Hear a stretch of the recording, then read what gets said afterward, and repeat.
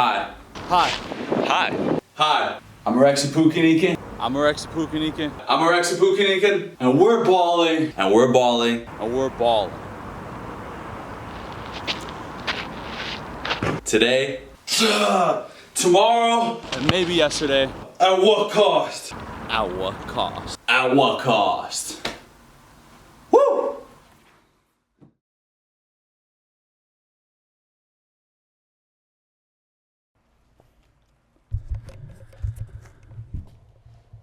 Hello, ladies and gentlemen. Welcome back. Another episode of Ballin' at What Cost with yours truly, Rexy Pukinikin. And right off the rip, I just want to say it's the 8th of March, 2023. It's International Women's Day. I wish all the women the best of day to you. And the best of everything to you, because shout out women. I wouldn't be here without one. And my life pretty much mostly revolves around freaking women, if I'm gonna be honest with you. So shout out women. You guys are practically like the closest version to a superhero, because you can just like somehow make another human being with your body. So that's pretty freaking cool if you ask me. So happy International Women's Day. Shout out to all the women. Shout out to my mom. Shout out to my little sister. And just shout out to everyone. All my friends that are ladies. And just bam, right off the rip. Bam. Say yes to freaking women and shit. Be respectful. All right. Now that we got that out of the way, let's talk about some sports. All right, because last week I talked about the UFC 285 build-up, and I talked about the first F1 race of the season in Bahrain. And ladies and gentlemen, I was not disappointed with my weekend whatsoever. In fact, I came close to having a pretty damn perfect weekend, because of these just incredible sports events that we were blessed with. UFC 285 was a banger, was definitely a banger. I was barely disappointed. There was maybe one fight there that was a little bit okay. But otherwise, let's just say 95% just excitement, freaking, adrenaline pumping a little bit, and just going crazy. So I just have to say, this was probably personally for me one of the smoothest UFC events that I viewed, because I talk about this often, but to watch a UFC event is definitely not easy. Living here in Northern Europe, because the timing is just goddamn. Sorry, I got a coffee here. I got everything. I just a lot of air coming all over the place. I apologize. But it's definitely not easy. The timing and everything definitely makes you sacrifice, or makes you have to think ahead. For example, UFC 285 started at 1:15 a.m. on Sunday morning. And so that means ideally you want to get some sleep before that, because if you want to watch start to finish, it is pretty damn difficult to stay up the whole time. It's definitely possible, but, you have one boring fight. You're like, whatever, I don't care about these fighters. I'm going to just close my eyes for one round or two rounds, and it's game over. I've had those. Trust me, I've learned from experience. So, bam, Saturday during the day, me and my buddy, we made sure to fill up our schedules with as much physical activity as possible. I had my first experience with Brazilian Jiu-Jitsu. I went to spar in an open mats MMA gym. Saturday morning, and it was goddamn lovely. I still got a little bicep bruise over here, but it was a pretty damn fun time, even though it was my first time and I got submitted, 6 times. But every time I got submitted, I was like hyped for the other person that submitted me. And it was instantly like, okay, next time I won't do that. And next time I won't do this.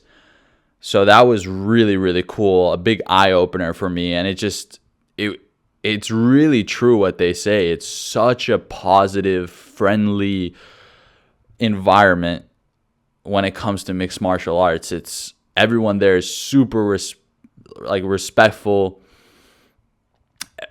There's none of that freaking animosity anywhere. You can't sense it, you can't see it anywhere. And it was an awesome first experience. I'm gonna be going back to that place. It's every Saturday morning, so I mean, not even too late either, and it's an hour and a half, and then you just go spar. And I think that's the best way for me to get into the sport if I want to.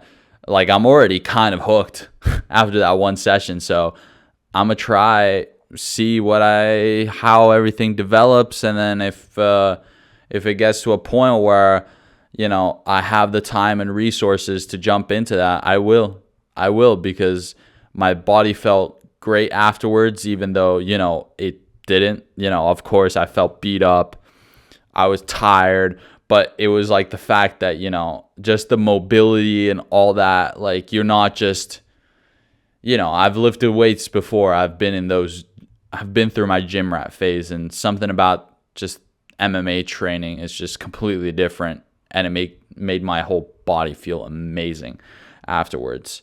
So I did that, and then afterwards I even hit there's a local snowboard kind of street spot, or skis too. I'm not discriminating, but there's like a spot with a couple rails that some cats have just built up over the snowy season. So went to sesh that as well with my boy. So after that, I get home like late in the afternoon. I'm freaking tired as hell. I get back at 6 in the afternoon, I think, around that time, and I ate a very light meal and instantly just went to sleep, because I wanted to get a good solid at least 5 hours before I woke up to watch the fight at 1 a.m. And that is what I did, and I executed it perfectly at 1 a.m. I had my first alarm. I don't wake up very fast. I'm not that type of person. I like to take my time a little bit. So I woke up at like 1:30, 1:45, because I knew, start to finish, I wasn't really concerned if I, woke up a little late and missed out the first early prelim fights. And so I missed out on, I think, the first 2 or 3 bouts, but I knew as long as I make the Ian Gary bout, then it's A-okay. So that's what I did. I think I just about got the stream up when I think it was second round into the fight before Ian Gary's.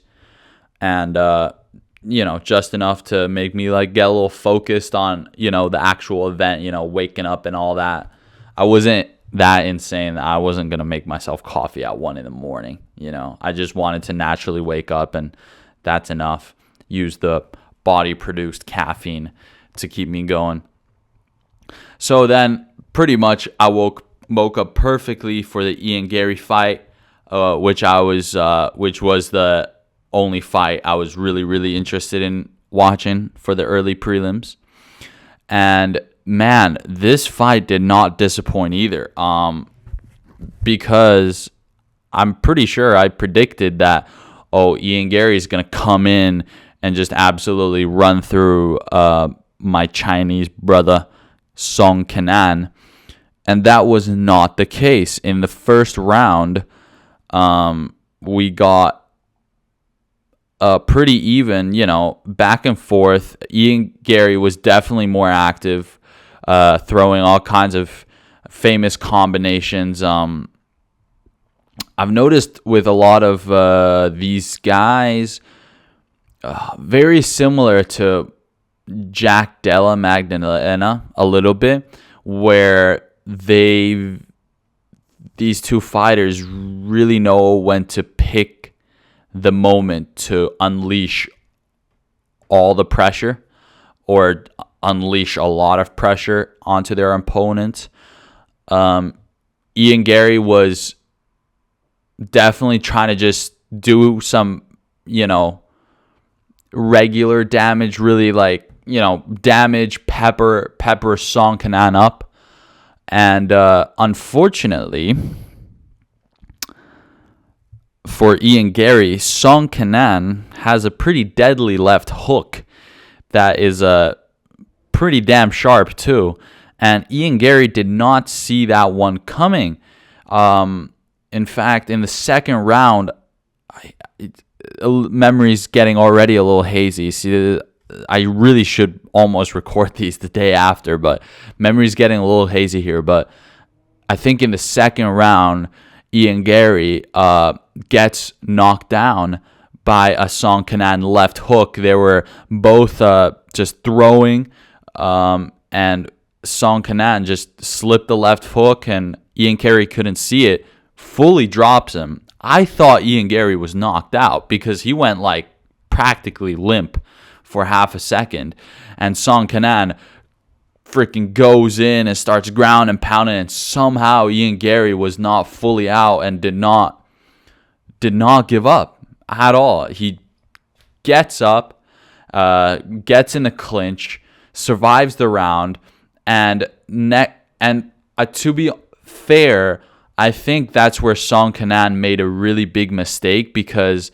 I think as soon as Ian Gary was halfway up or halfway through getting up from the knockdown, instead of Song Kenan keep on ground and pounding him and just throwing stuff at him, he starts to grapple Ian Gary, which just meant that as long as Ian Gary was able to keep the hands, Song Kenan's hands, then Ian Gary could pretty much use it as time to recover, because obviously he got stunned pretty damn bad and got a barrage of punches thrown at him. So I think that was a bit of a mistake on Song Kenan's behalf, where he, instead of just laying it all out to try to get the finish, he kind of just thought that, or I don't know what his thought process was. Maybe he was scared that he didn't have necessarily the conditioning for it. So if he emptied the tank and Ian Gary still somehow survived, then he was absolutely screwed. So, but either way, Ian Gary got an opportunity to recover.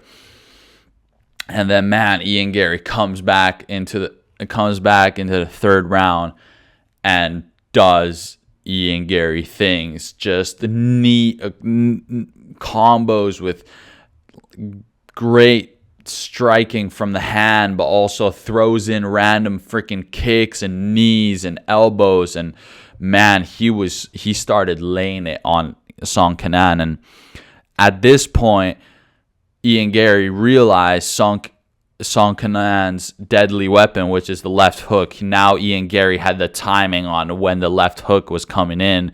So Ian Gary was slipping away from that left hook every single time now. And in the third round, Ian Gary, bam, bam, bam, hits a combo on Song Kenan. Song Kenan gets dropped down. Ian Gary finishes with a little ground and pound, bam. TKO win for Ian Gary. And this was, I think a picture-perfect stock-raising moment for Ian Gary, because I think the fact that he got knocked down and stunned and came back and got the TKO win just raises his stock so much more than if he would have come in first round, bam, bam, bam, throws a crazy combo, empties all his tank, gets the freaking like 30-second finish in the first round or something. Like, that would have been impressive, yeah, but the fact that this was the fact that Ian Gary overcame diversity, right? That's a big defining moment for, athletes that are great or athletes that are good from the athletes that are just elite, right? So, bam, Ian Gary gets the win, UFC 285, and finishes off the early prelims. Now, we're going to skip a couple fights. We go into the Derek Brunson versus Dricus du Plessis bout. And man, this was a bizarre fight because, first of all, du Plessis starts getting really tired really fast. Derek Brunson kind of fights the same fight he's always been fighting. Really good at picking his moments when it comes to grappling and clinching. However, every time when it came to striking, then it was a little bit, still the classic chin up, running at you. It looks really. I personally, I'm no person to talk about this, but it looks kind of amateurish when he does that. Which is crazy because when you look at his grappling and all that and wrestling, I mean, he's like a freaking pro, right? So, and it was weird because Derek was landing shots though, but it was more like Derek Brunson was landing the shots because Dricus du Plessis was kind of willingly eating the shots.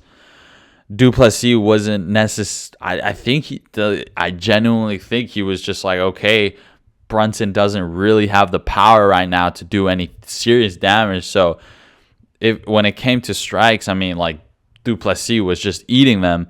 But there were a few moments where du Plessis was just emptying out his tank and he was breathing really heavy, like really heavy already going into the second round.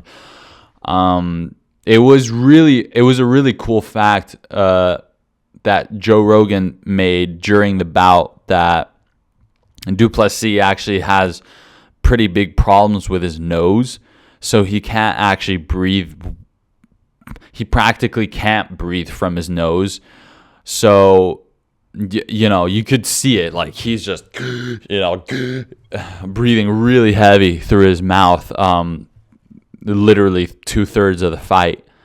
But yeah, really cool of Joe Rogan to throw that little piece of information there, because otherwise, I would have just been like, oh my God, du Plessis, he's still unbeaten in the UFC, but like, holy shit, he's got no conditioning to fight the top fighters in the weight division. But see, because of that, now I'm just like, okay, du Plessis still, this is not even his like best. Like, as he gets nose surgery now done, after this fight, if he gets a successful nose surgery, man, I can only imagine the conditioning that he's going to unlock when he can actually breathe through his nose properly. So we go into the third round, and both men are tired as fuck. Both men are tired out of their mind. Derek Brunson ends up on the ground with du Plessis on top. And there was this weird, just bizarre moment where the last 5 seconds, so they were probably on the ground for the last 30 seconds or a minute of that round. No, it was the second round. Sorry, it was the second round, ladies and gentlemen. They didn't see the light of day for the third round. It was the end of the second round, and there's 5 seconds left, and du Plessis is on top of Derek Brunson, but he's so tired, he's not like raining down on Derek Brunson. He's just trying to see if he can get it open and throw a ground and pound, something like that. Then all of a sudden, the last 5 seconds, Derek Brunson just stops defending himself, even though he is conscious. Like, I know he's taken like half a ground and pound, but he's like still conscious, but he just stops defending himself. And he practically, he kind of like, it's just like he kind of just gave up. Like, that's the best way I can describe it. Because it wasn't like he was out from the striking. It wasn't like he was... I think he was just way too damn tired. And he was just not there anymore. He wasn't in the fight anymore. So the last 5 seconds, he's like laying there. And then all of a sudden, he just kind of throws his arms up like this. Up like this. And then it just kind of like leaves his face wide open. And there's the fight still going. I don't know if Derek Brunson was aware of how much time there was left in the round, but there was still time. There was still time. Even if it was 5 seconds, there was still time. Like, protect yourself at all times is what the referee says. So as soon as Derek Brunson goes like this, last 5 seconds, I swear Duplessis couldn't even fucking really understand what was going on, but he saw that the round is still going and Derek Brunson isn't defending himself and he's on top. What is he going to do? Bam, bam, bam. Probably throws like, I say 2 or 3 like just shots straight to the head. Straight picture perfect ground and pound straight to the head. And the bell rings. The referee waves it off, and then we hear that the Derek Brunson's corner has thrown the towel in, which is really, really bizarre that this has happened because it does not happen in the UFC. It rarely ever happens. And it's actually only happened, this was the second time for it to ever happen in the UFC, right? And guess what? This was Derek Brunson's second time where he's gotten the towel thrown in from his corner. So Derek Brunson literally has both of the towel thrown in from the corner in UFC history. He's the only fighter, which is just so weird. So weird. I mean, just imagine, like, I don't know. It's crazy. It was very, very bizarre. I was happy in a weird way because I wanted Duplessis to win, but it was just like it was like awkward to see. I wouldn't go as far as saying it was sad to see, but it was just like awkward. It was like, what is going on here? And yeah, Dricus Duplessis wins by TKO in the end of the second round. Now, he was ranked number 10 in the middleweight division. Yeah, in the middleweight division. Now he goes up to, I don't know. He's already saying that he wants a top 5 fighter in the weight division. And if not, then he gets a title shot, which I personally think he might have to. If he can win one like all-out war with a top 5 fighter, then I think he definitely deserves and is ready for a title shot. But right now, I think it's still a little bit like he could, but I just don't know how big of a draw it would be for the championship. And just because I feel like he has to really go against someone like elite. I always feel like every fighter should go against at least one really elite top 3 kind of fighter before they go against a champion, right? But Duplessis now still going, still a freaking savage. I mean, I still don't think he's lost a single fight in his pro MMA career, which is really impressive. And man has class. He has a lot of skill. Just fingers crossed that he gets a very successful and very effective nose surgery. So then that extra bit of conditioning just gets fully unlocked, and then it's gonna be real scary to see. But that was a great fight, but a weird one. And to end the freaking not main card, to end the prelims, we had Cody Garbrandt, Cody No Love going against I already forgot the other dude's name. But either way, no disrespect to both fighters at all. I know how much work they have to put in to even make it to the octagon, to show up there that night. But to be honest, it was a little lackluster, ladies and gentlemen. I ain't going to lie to you. I'm going to keep it real with you. It was, out of all the fights I saw, that was definitely the one that was a little bit I'd say it was a little bit boring. Both men weren't incredibly active. Oh, sorry, Trevin Jones was the guy. Trevin Jones was practically not doing anything the first 2 rounds. And yeah, sure, Cody No Love won round 1 and 2, but it wasn't like he was freaking dominating Trevin Jones. He was just doing enough to win the round, throwing enough strikes to win the round. And third round got a little bit more interesting because Trevin Jones understood that he needs to pretty much finish Cody Garbrandt in the third round if he wants to win the fight. And Trevin Jones had one big moment, and then Cody responded, but I don't know. Decision win for Cody Garbrandt, finally back in the win column. But to be honest, I'm not going to lie. I don't think I saw enough from Cody Garbrandt to convince me that he's 100% back into making a run for the title. I really, really think if he wants to prove himself that he really is back, then I'm going to need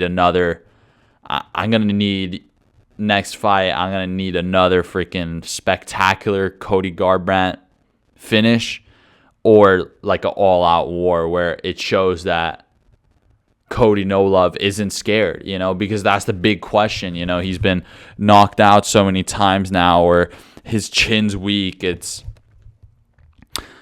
and you can make the argument with this fight. It's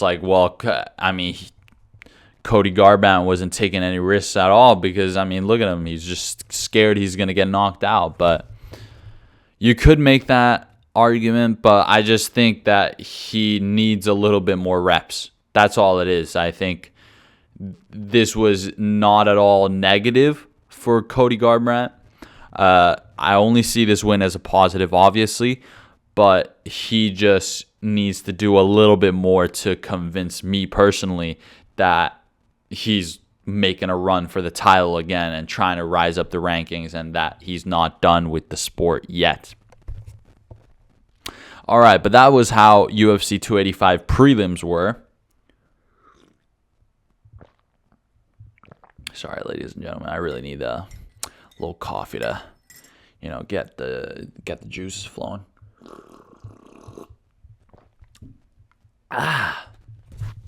Anyway, we jump into the main card, and like I said, UFC debut for Bo Nickal, Division I All-American wrestler turned to MMA fighter, right? And undefeated in his pro MMA career. Lots of hype behind him.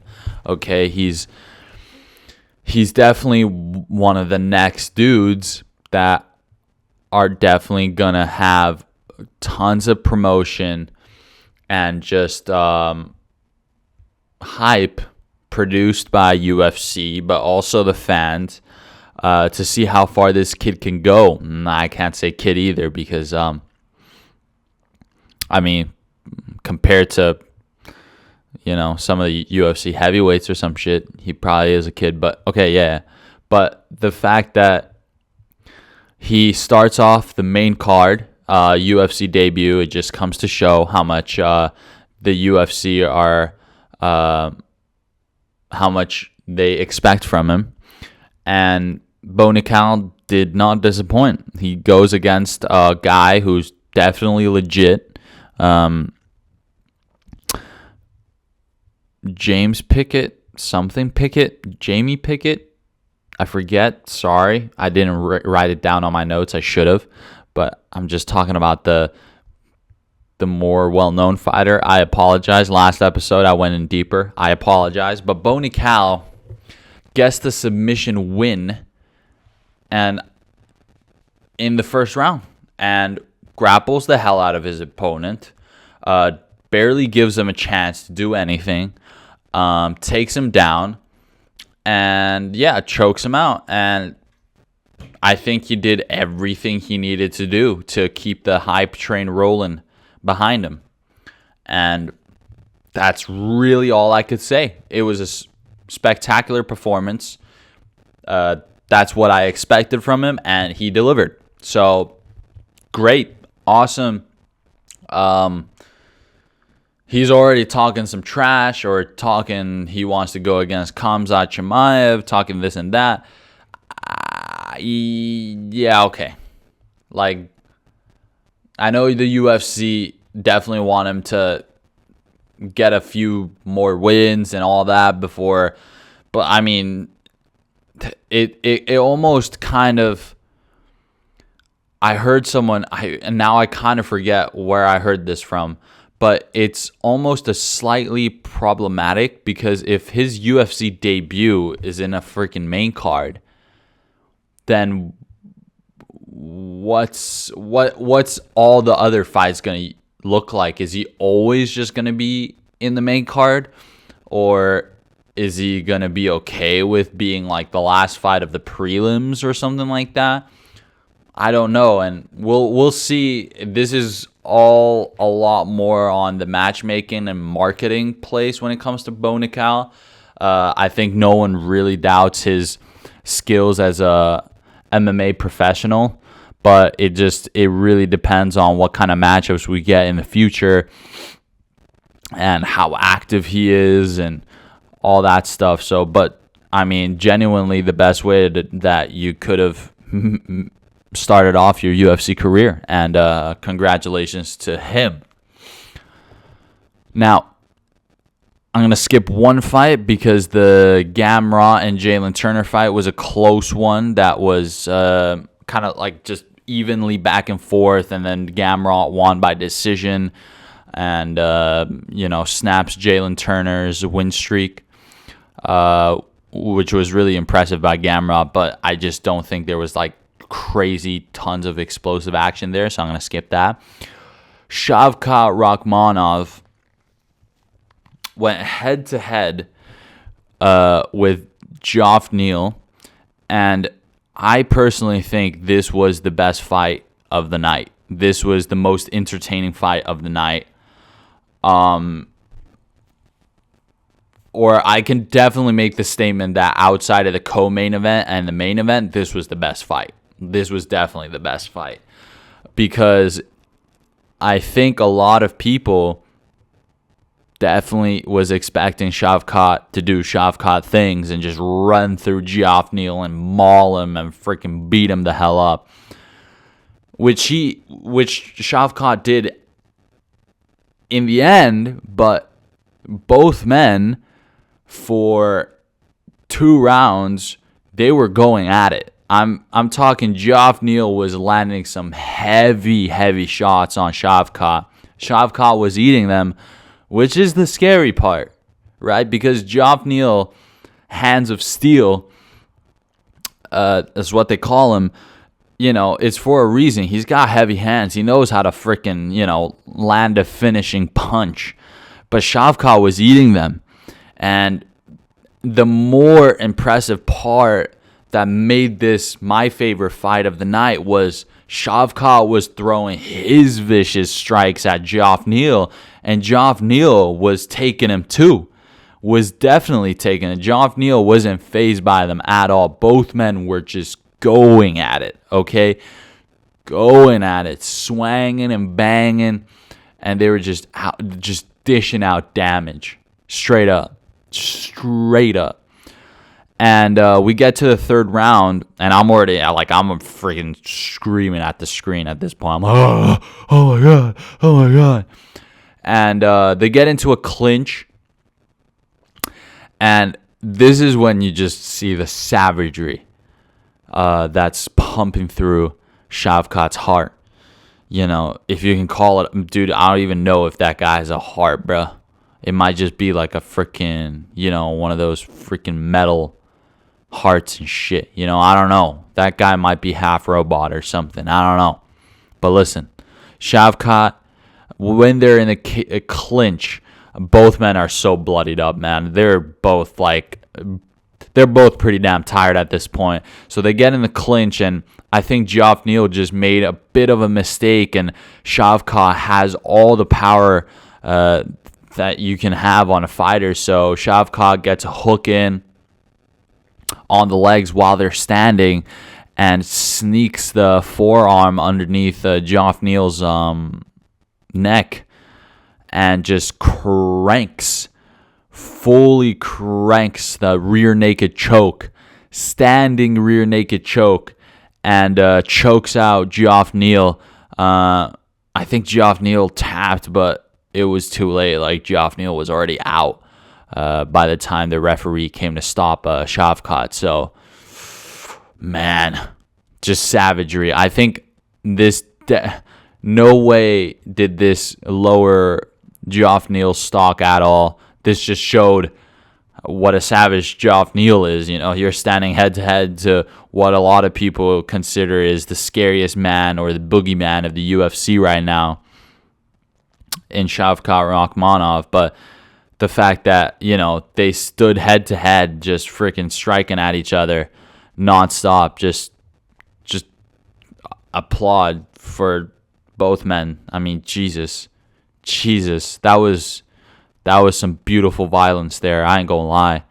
And Shavkat Rakhmonov keeps his win streak going, 17-0 right now in his pro MMA career with 17 finishes, ladies and gentlemen. He has never ever gone the distance because he is there to try and kill you. Okay? So, shout out to Shavkat Rakhmonov. He scares the living hell out of me, and I hope that he keeps on terrorizing the division. And shout out Geoff Neal, because no one has ever given Shavkat Rakhmonov a big challenge like you have, sir. So, just biggest applause for both men, and man, what a fight. What a fight. I was freaking screaming at my laptop the whole time, man. But then we jump into the freaking co-main event. And this is where the big shocker comes in, ladies and gentlemen, because I came in, I made a freaking YouTube shorts out of it. I might have disrespected Alexa Grasso, man, when I shouldn't have. Okay? Alexa Grasso is one certified bad mamacita. Okay?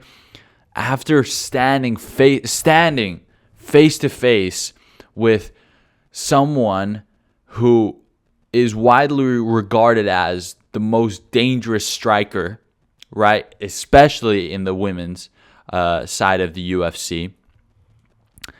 Going against a woman who names herself the Bullet. Okay, and what do bullets do? They freaking kill you, dude. Okay, they're pretty dangerous bullets if you didn't know that. But Alexa Grasso stands face to face with Valentina Shevchenko for 3 rounds.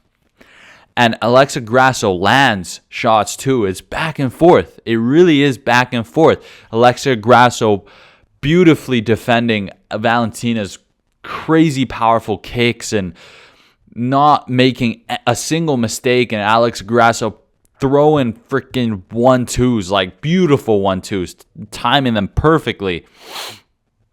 And 3 rounds they do that, and going into the 4th, Valentina Shevchenko makes a crucial mistake and misses on a spinning back kick, and Grasso seizes the opportunity, just glues onto freaking Valentina Shevchenko, gets double hooking, just pretty jumps on her like a freaking backpack, right? Double hook in, takes Valentina Shevchenko's back, and since she's got a perfect double hook in and fully has Valentina Shevchenko's back, Alexa Grasso didn't even have her arm underneath Valentina Shevchenko's chin. Like, it wasn't on the neck, but just because the double hook's in and she was freaking squeezing, like, there was an angle before it switches to when Valentina taps. There was an angle where you can see Alexa Grasso just take a deep breath before she just cranks all the way, puts all the pressure on Valentina Shevchenko's chin. Like, it's here. Like, the forearm is here instead of like here, on the neck. It was like here. And Grasso cranks the freaking rear naked choke and gets the submission win on Valentina Shevchenko to become the new women's flyweight champion of the world. Alexa Grasso, man, that was a great fight too. Like, overall, it was an awesome fight to watch. Both women were freaking going back and forth, but I gotta tell you, the fact that Alexa Grasso improves herself every time she steps into the octagon is crazy. Like, the improvements she makes is crazy. Like,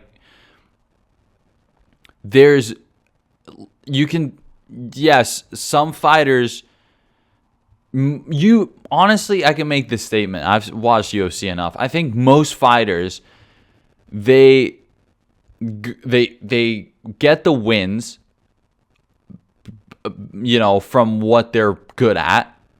And then, yes, they take the one loss or they go through some diversity and then they start improving themselves. Or, especially the elite, they make those improvements right away and they fix the problems that they have, right? But the fact that Alexa Grasso improves every time, even if she gets the win, is just nothing short of amazing. Seriously, she's improving every time.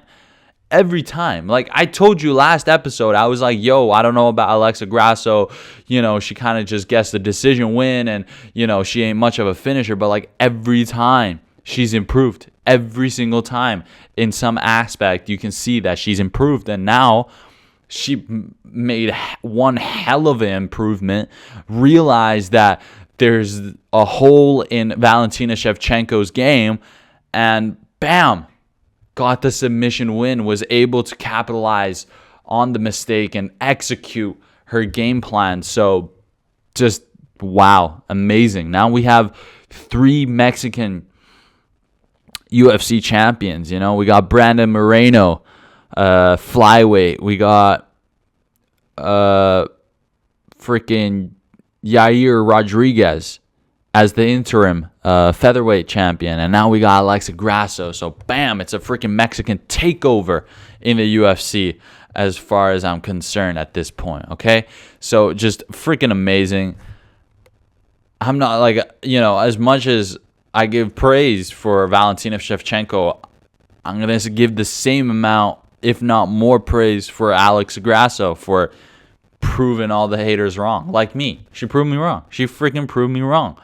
And what, am I going to hate on her for proving me wrong? No, hell no. Because, like, freaking that's so amazing, right? So, bam, Alexa Grasso freaking takes the belt from Valentina Shevchenko and becomes the new flyweight champion.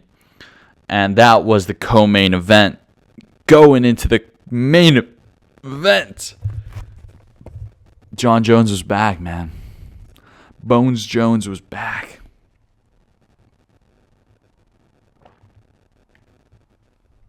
And to put it simply, he's back and he's here to stay, ladies and gentlemen. He's back and he's here to stay because not only did he win his fight in spectacular fashion, he did it what seemed like effortlessly. I don't think that was anywhere near a hard, difficult fight for Jon Jones. Sure, it probably was a very, very difficult 3 years being out on the sidelines and training without a fight, in the horizon. But the fact that, he just treated those 3 years, you can see that he did not waste those 3 years away from the octagon. He did not waste any time at all, okay? He improved himself as a human. He improved himself as an athlete, okay? And that's all you really need to, do to prove to a viewer like me that, okay, no, this guy is unstoppable.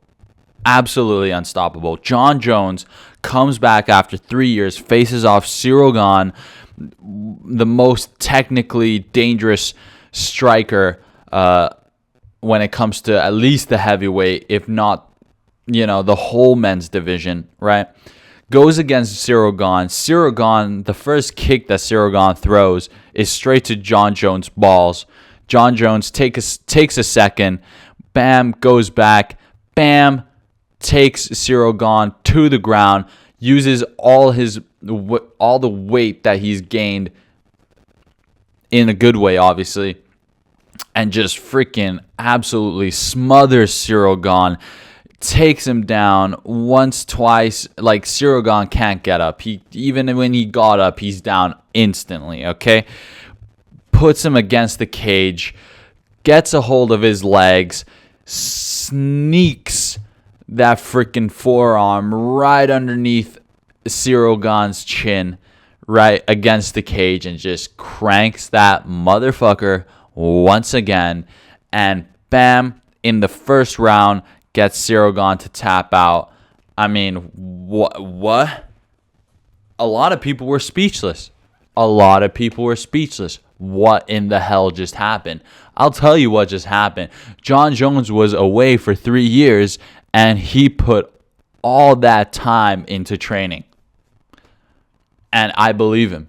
Everything he said in the press conferences leading up to the fight, where he's saying that, all that stuff about Jesus Christ and, Lord and Savior and all that. Bruh, I believe you, bruh. I believe you. Because that's like Khabib Nurmagomedov's dad said, bruh. He has a gift from God, Jon Jones. He has a gift from the gods above us. All right.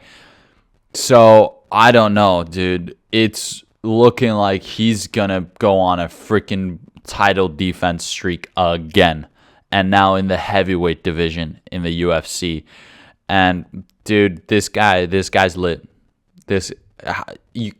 Yes, he made huge mistakes in the past with his personal life and everything like that, but you can really see he's a changed man now.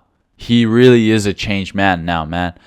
He was like in the post-fight conference, in the Octagon interview with Joe Rogan, after winning the fight, he's thanking Lord and Savior Jesus Christ. Jesus Christ. Literally, that's how he said it. Man, he's still hilarious, and the calmer he is, the more scared of him I am, or anyone else should be. It's like, dude, he was dangerous when he was a coke fiend. Imagine how dangerous he is now being a freaking Jesus preacher. Do I need to say more? No, I don't think so. So, bam, Jon Jones is back, heavyweight champion of the world. And I do not think he has anyone to realistically challenge him for a while. I know it's pretty much confirmed now his next opponent is Stipe, but bruh, you know, I don't know. I'm fully convinced that John Jones is just going to be just going to cement his legacy even further, man. I'm speechless. Okay. But that's all I really needed to say for the UFC, a recap. We have UFC Fight Night this weekend. And, I'll talk about it real quick. Co-main event, we have Alexander Volkov, number 8 in the heavyweight division, versus Alexander Romanov, ranked number 13 in the heavyweight division. Both men, big dudes. Volkov has the distance and the limbs and the height, but Romanov has the heavy hands, and the short build. But let's just see what these two Eastern European dudes do when they go at it. Really interesting, and this just builds up the heavyweight division more. Volkov's been around for a while, and Romanov is rising through the rankings. So let's just see if these two men can, what kind of show they put on this Saturday. And main event is Petr Yan versus Merab Dvalishvili. Yep. Petr Yan is number 2 in the bantamweight division, and Merab is number 3. Merab hasn't lost a bout since April 2018. He's been on a very sizable winning streak. I think this is a very even matchup. However, as far as it goes with Petr Yan, I'm convinced Petr Yan is going to go on this freaking revenge tour now, because he expressed how he feels that the UFC doesn't have his back. And I personally think that, UFC responded by putting him in main events, saying, we got your back, bro. We respect you as a fighter. We still want you to be here in the bantamweight division. So I'm predicting that Petr Yan goes on back in the win column in a big way. Merab, I'm not downplaying Merab at all. I think it's very impressive, this win streak that he's gone on. Except I really think when it comes to, if you're looking at the statistics, Merab is he goes the distance, and Petr Yan definitely has no problem with his conditioning. Except Petr Yan, he definitely knows how to finish people. So I think that's going to give Petr Yan the little bit of edge, but both men still pretty damn savages, and we'll see what goes down this fight night. I don't know if I'm going to have the motivation, just because I'm a bit busy and all that, to watch this live. I might just steer away from the social media and just watch it when I wake up Sunday. So either way, bam, that's what we got this weekend for the UFC. So definitely not, at least there's UFC. There's always UFC. I love fight nights, because I don't have to treat it as seriously as an event like one of those numbered cards or numbered events, but it's, at the end of the day, it's still the UFC, where the top MMA fighters are fighting against each other. So it's always going to be great entertainment. So I'll probably tune in for the prelims, just because they start relatively early, 10 p.m. in the evening. And then, if I stay up, I stay up. But most likely I probably won't be able to stay up till the end. So I'll watch it afterwards. All right. We'll jump into the next freaking topic over here, which I really also want to get into. Formula One, first race of the season is done and dusted, and all I see is green. You know what I'm saying? Like, F1 is, in essence, the sport. The green is what matters, okay? And I say that because The biggest headline news from this weekend of racing and Formula One was that Aston Martin and Fernando Alonso are up there battling the top teams. Fernando Alonso back on the podium once again for his 99th podium of his career, and simply outclassed the Ferraris, outclassed the Mercedes, even though he did not have necessarily the best qualifying session on Saturday. I truthfully believe that age doesn't matter at all in F1. And the fact that Fernando Alonso, he's just he's always been known as one of the drivers that have very elite racecraft, right? He just understands the physics of racing and driving a car really fast. So he's always going to have like a certain basis that's above everyone else, right? And the fact that he's beaten the greatest of all time to win his world champions is nothing short of amazing. So that's the big headline. And shout out to the other Aston Martin driver, Lance Stroll, because he did something truly amazing. And personally, if there's still some Lance Stroll haters out there, I think you guys really need to stop it after this race, because a week and a half before Aston Martin or the Bahrain GP, Lance Stroll had a major biking accident, fractures both his wrists and fractures like his foot or toe or something like that. So all that, and then he gets the surgery done and he fully recovers. Or I don't even know if he fully recovers. Maybe they're just like, dude, we'll freaking throw you these painkillers down with your coffee and just go, motherfucker. So he ends up still driving for the whole weekend and splits the Mercedes for, I think it was P6, right? Which is just amazing as well, dude. Like, that's fucking really, really good from Lance Stroll. That's like really, like, dude, if you really think about how much strength you need on your hands to be able to operate a F1 car, and the fact that he performs really well too in the race, it was pretty damn amazing. So shout out to the Aston Martin boys, to the Green boys. Those guys have definitely set the bar pretty damn high for themselves, and I feel like they're going to keep up the work and just keep on pressuring the top teams, right? But as far as challenging a team like Red Bull, see, that's where things are a little bit questionable, because qualifying Red Bull 1-2. Sorry, shit, my screen goes out.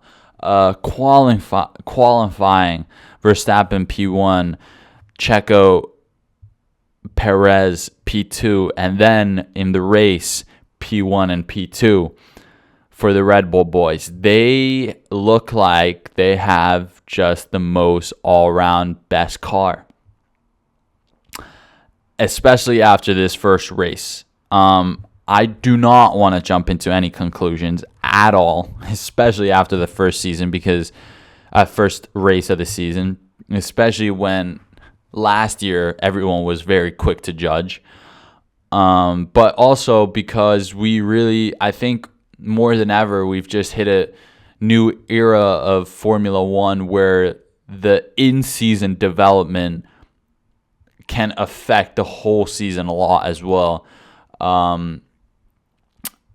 Yes, I could go ahead and say Red Bull dominance for the rest of the season, but you never know with Mercedes. They were really, really hard on themselves during this weekend of racing even though they weren't even that bad. They weren't even that bad considering how they started off last season. They weren't that bad. They were, what was it, P4 and 6? Let's see. We got a little check here. P5. Oh yeah, P5 and P7. Right. Which is, you're okay. So if Charles Leclerc did not DNF, if his car didn't break down, okay, they would have been 6 and 8, right? Like theoretically. But 6 and 8 even isn't that bad considering where they were starting off. But the fact that Lewis Hamilton, George Russell, Toto Wolff, the team principal, they're all making statements that this is not where we want to be.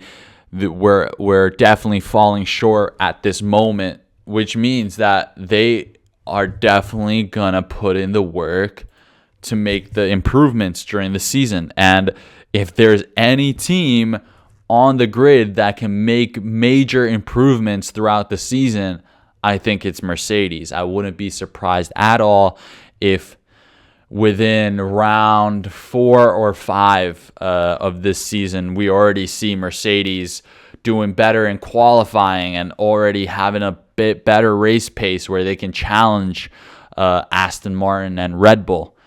Okay, so that's where Mercedes are at. Of course, I'm not going to say you guys are being too hard on yourself. You should be proud, because I know they're making the statements to give out the perception that they're about to work really hard, which they are, right? Which they are. I'm not doubting that for a second. And when it comes to Ferrari, man, what can I even say, man? I think, again, you're just going way too... You're going... Yes, it sucks. It sucks that they're not winning. Okay? But at least they're up there. They're challenging someone. Okay? You have two very... at least be lucky you have two very, very capable drivers, right? Imagine if you had this kind of... if you had a really good car, but then you don't have the good drivers, right? Be thankful that you have Carlos Sainz and Charles Leclerc that are both very, very experienced and mature drivers for their age, right? The fact that they're doing this is, it should be more celebrated than, oh my God, it's chalk it up, it's gone, it's forever, fuck it up, it's done. Don't say that. Charles Leclerc, his car breaks down 2/3 into the race. What are you gonna do? Things like that happen, okay? I'm not a goddamn engineer, so I'm just gonna assume things like that happen. Carlos Sainz did his absolutely best to fight the cars that were chasing up to him, and he still got a P4. Okay, so just give the boys time. If Ferrari can go about the in-season developing like Mercedes are going about it, then there's nothing to worry about. Okay, there's really nothing to worry about. It's just, I think there's a lot of people are just too quick to jump to conclusions, and it's a lot more complaining than celebrating, which is a little bit sucky, because but at the same time, I'll say this: I don't want it to be overly I think it's a little cheese how everyone's competitors and millions of dollars are at stake, and all this F1 social media teams are commenting on each other, oh my God, you're doing such freaking just on some fake ass middle school white girl shit, that's what it seems like. So I think as fans, especially Formula One fans, it's just dude, take it as it is. There's certain teams that I support, and then there's certain teams that I don't support as much. But at the end of the day, if someone exceeds what exceeds expectations, I'm always gonna fucking celebrate it, right? and instead of concentrating on, oh, that guy had a bad race, so let's just shit on him, right? So, but this is all very hypocritical of me. This is all truthfully very hypocritical of me because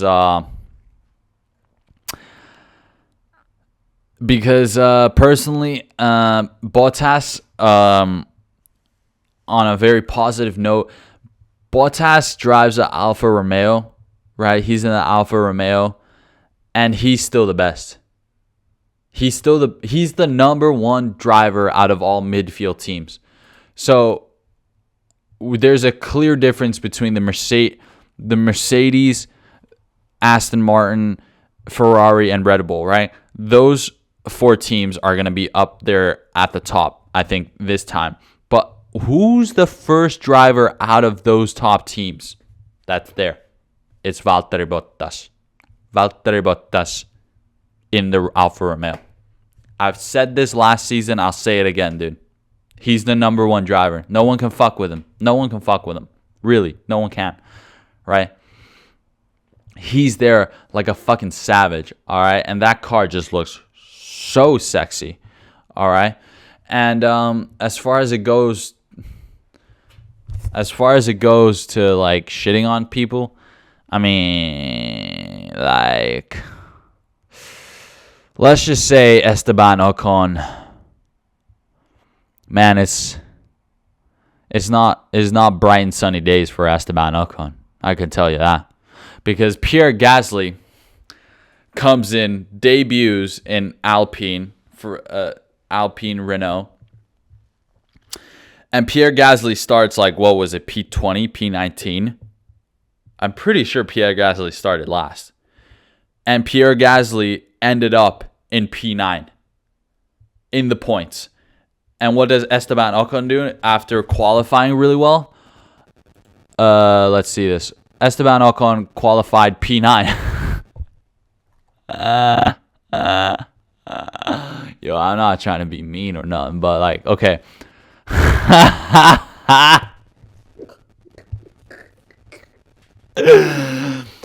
Esteban Ocon starts P9, and his teammate Pierre Gasly starts P20. Okay? And what happens? Esteban Ocon gets so many time penalties that he ends up retiring from the race. He got over 30 seconds worth of time penalties, like 5 different time penalties. And yes, okay, it was really unfortunate. It was really, really unfortunate. The margins at which he broke the rules, like speeding in the pit lane, like I think he went like half a kilometer per hour too fast, and then he picked up a penalty, and then it was like 0.3 of a second too fast that his engineers started working on his car when he was serving a time penalty. So that was like kind of out of his control, but like, I don't know. But the fact that Esteban Ocon starts P9 and then freaking hit the Uno reverse card, and Pierre Gasly makes a comeback from P20 all the way to P9, and Esteban Ocon goes, just has pretty much the most unlucky race of all time, and has to retire because he just pretty much gave up. So yeah. Let's just say that's just how good Pierre Gasly is. That's just how damn good Pierre Gasly is. Okay? I'm going to try to stick to my word, but it's really hard for me sometimes to not freaking poop on Ocon, because like Ocon's just never been a good teammate. I'm sorry.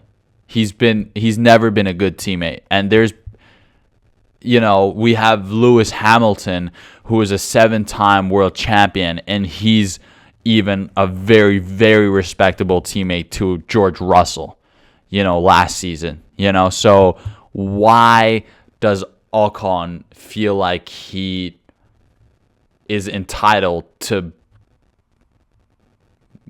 be a selfish kind of and not be a team player? It just does not make sense. It really doesn't. It really fucking doesn't.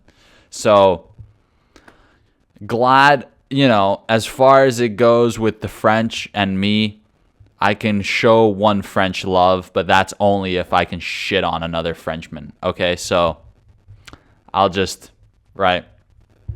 keep it at that. That's how my brain works when it comes to that. All right. But hey, anyways, let's move on to a little bit more negative things. I thought we were gonna move into a little bit more positive, but shit, man. Haas get really unlucky, even though they had a pretty okay.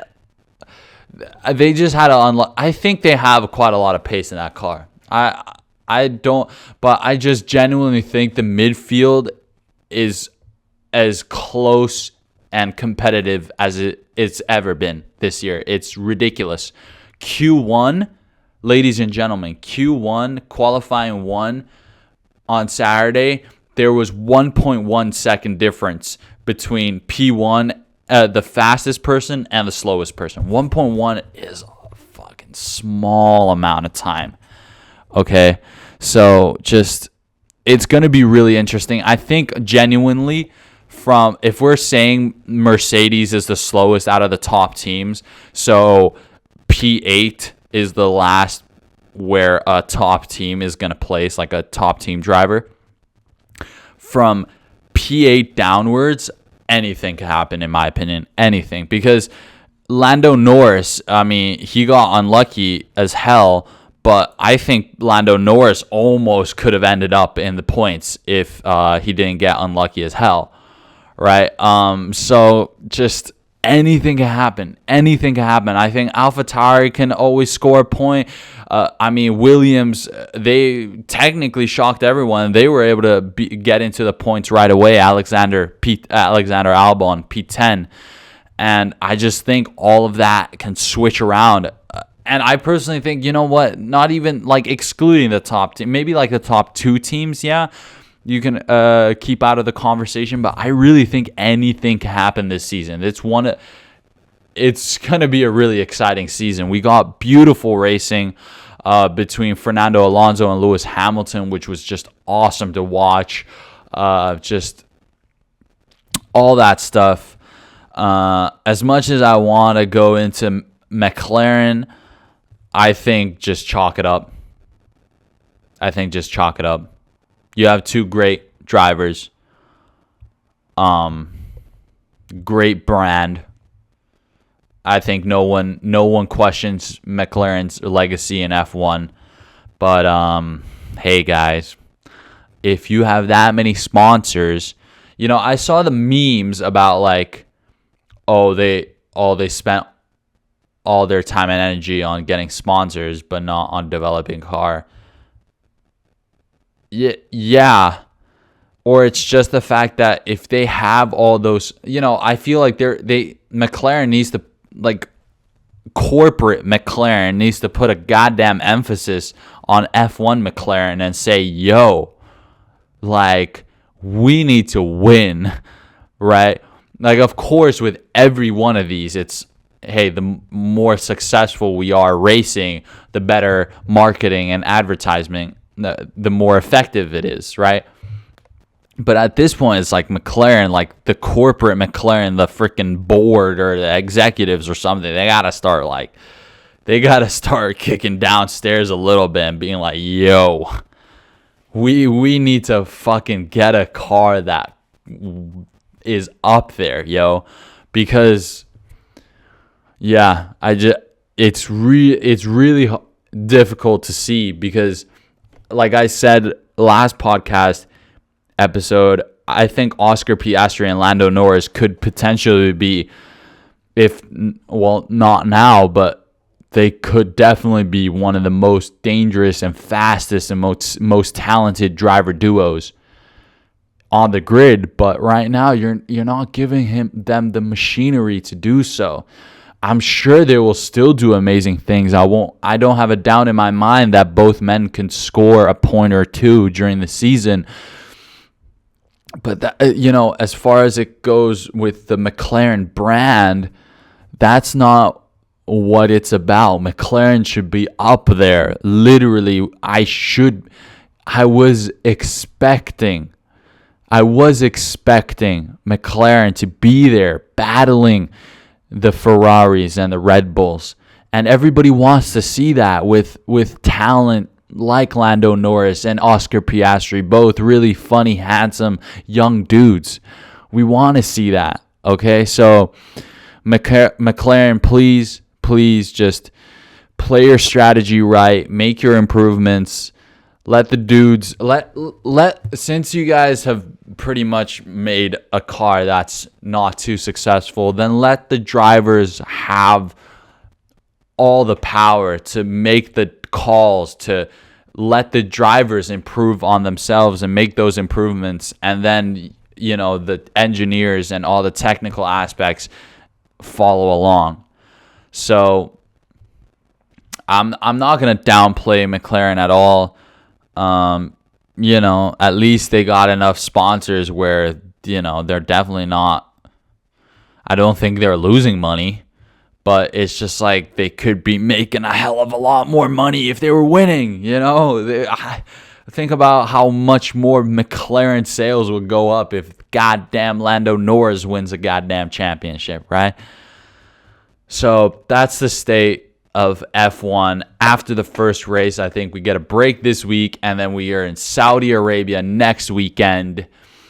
Not this weekend, next weekend. We're in Saudi Arabia, and it's I have my opinions of Saudi Arabia.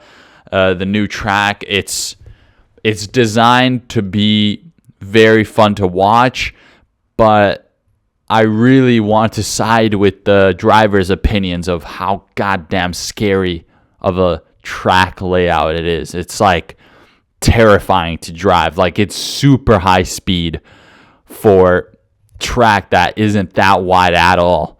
So hopefully no one makes big mistake like Mick Schumacher did last year, because that was a really, really scary crash. And I'll get back to you guys next week for the Saudi Arabia GP build-up. And next weekend, we have UFC 286 in London, which I personally wasn't able to afford, and I'm pretty pissed about. But it's okay. I'll be here recording the recap, and we'll be watching it live. And we'll give you the whole shabazz breakdown next week in next week's episode. Ladies and gentlemen, Ballin' at What Cost with Alexei Pukanikin. It's been a pleasure this week. We'll see you guys next week once again. And once more, just shout out to women because they ball out too.